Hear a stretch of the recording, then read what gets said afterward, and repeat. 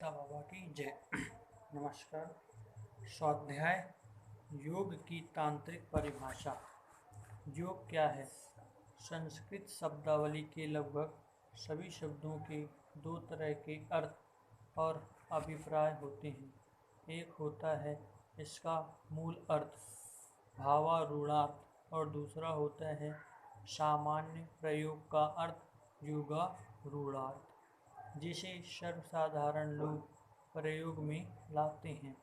उदाहरणार्थ पांचजन्य शब्द मूल अर्थ भावारूढ़ार्थ है वह सत्ता जिसके पांच मुख होते हैं, किंतु इसका योगारूढ़ार्थ है शिव।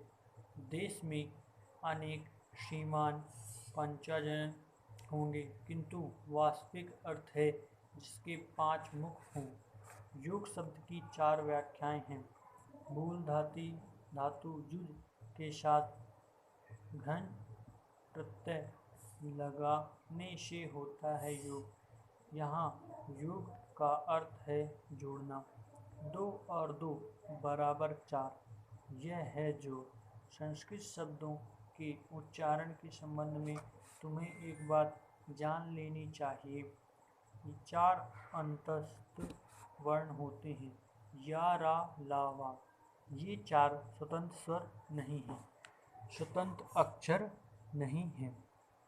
इन्हें अंतस्थ वर्ण कहा जाता है, अर्थात जब वे किसी शब्द के प्रथम अक्षर होते हैं उनका एक स्वर ध्वनि विशेष होता है, और यह स्वर विशेष तब नहीं रहता जब ये अक्षर शब्द के मध्य या अंत में रहते हैं।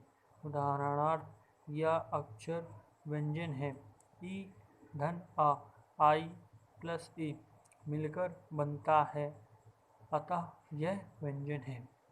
यह है या, किंतु जब किसी शब्द का यह प्रथम अक्षर रहेगा तो इसकी एक विशेष ध्वनि हो जाती है, अर्थात तब यह हो जाएगा जा, अंग्रेजी का जम। अतः यहाँ योग बोला जाएगा जोग, किंतु योग नहीं। किंतु जब या बीच में रहता है अथवा अंत में, तो इसका उच्चारण या होगा, जा नहीं। जैसे वियोग ना कि विजोग, समय ना कि समझ। जब रा शब्द का प्रथम अक्षर है तब इसका उच्चारण होगा रा, आ लंबी आ ध्वनि पूर्ण रा। अन्यथा यह रा या रा हर्ष आ ध्वनि युक्त होगा। जब ला शब्द का प्रथम अक्षर होगा तो इसका उच्चारण सामान्य ला के समान होगा, जैसे लता। किंतु जब यह शब्द के मध्य या अंत में होगा तो इसका उच्चारण होगा ला धन आ, ले। अर्थात जब ला शब्द का प्रथम अक्षर नहीं है, मध्य अथवा अंत में है, तो इसका उच्चारण होगा ले। उदाहरणार्थ फल का उच्चारण होगा फड़, ना कि फल। गांव के लोग जो बोलते हैं फड़, वही ठीक उच्चारण होगा, ना कि फल। अब वा को लो।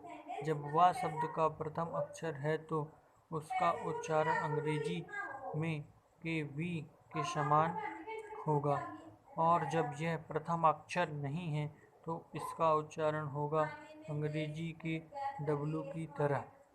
अस्तु जब मूल धातु युज है तो इसका अर्थ होगा 2 + 2 और 4, और उच्चारण होगा जोग, ना कि योग। इस जुड़ने में जोड़े गए उपादानों की व्यष्टिगत पहचान बनी रहती है। दूसरे रूप में योग शब्द की मूल धातु युंज है और इसका उच्चारण होगा योग, युंज प्लस घंच इक्वल टू योग, अर्थात प्रत्यय लगाने के बाद यह हो जाता है योग। यहाँ अर्थ होगा एकात्म हो जाना। आत्मा परमात्मा से मिलकर एक हो जाता है। एक आत्मा के अर्थ में यहाँ मिलने वाले घटक अपना अलग अस्तित्व नहीं रखते। उदाहरण के लिए पानी में चीनी का मिश्रण से वे एक रस हो जाते हैं। चीनी और पानी अपना अलग अस्तित्व नहीं रखते।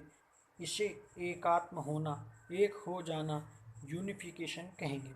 अतः दर्शन अथवा तंत्र में यो शब्द युज धातु से बना हुआ शब्द नहीं होकर युंज धातु से बना हुआ शब्द होता है। अर्थात इस योग का अर्थ होता है एकात्मा, एक रसता या एक हो जाना। आत्मा परमात्मा से मिलकर एकाकार हो जाता है, वह अपना अलग अस्तित्व नहीं रखता। तीसरा अर्थ महर्षि पतंजलि के योग सूत्र पर आधारित है। वहाँ योग का अर्थ है योगश चित्त वृत्ति निरोधा। पशु मन की तुलना में बहुत अधिक वृत्तियाँ मानव मन में होती हैं। मनुष्य के मन में 50 वृत्तियाँ मोटे तौर पर होती हैं। ये 50 वृत्तियाँ अंदर और बाहर 10 इंद्रियों, ज्ञानेंद्रियों और कर्मेंद्रियों के माध्यम से कार्य करती हैं। अतः उनकी कुल संख्या एक सहस्त्र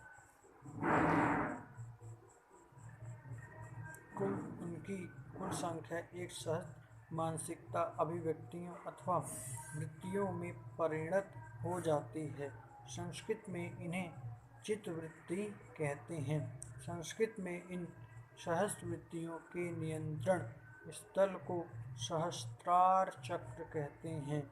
इस सहस्त्रदल कमल भी कहते हैं। अंग्रेजी में इसे पीनियल ग्लैंड अथवा पीनियल बॉडी कहते हैं। यहाँ चित्तवृत्ति निरोध का अर्थ समझना होगा। जब 1000 दिशाओं में घूम रही इन 1000 वृत्तियों को वापस लेते हुए, प्रत्याहत करते हुए रोक लिया जाता है तो उसे चित्तवृत्ति निरोध कहते हैं। अब यदि इन मानसिक वृत्तियों को रोक लिया जाता है तो मानव संरचना नष्ट हो जाएगी। पतंजलि के अनुसार यह योग का अंतिम स्तर होगा। निरोध का अर्थ है निलंबन या स्थगन। यह शब्द बनता है नि धन रुद्र धन घन से, किंतु तंत्र महर्षि पतंजलि की इस परिभाषा को स्वीकार नहीं करता। तंत्र कहता है संयोगः योग इति युक्ते परमात्मा जीवात्मा परमात्मना, अर्थात जीवात्मा और परमात्मा का एकीकरण ही तंत्र के मत अनुसार योग है। संयोग माने एकात्म हो जाना और योग इति युक्तो का अर्थ हुआ योग नाम से जाना जाता है। यहाँ तंत्र एक चरण है और आगे चला जाता है।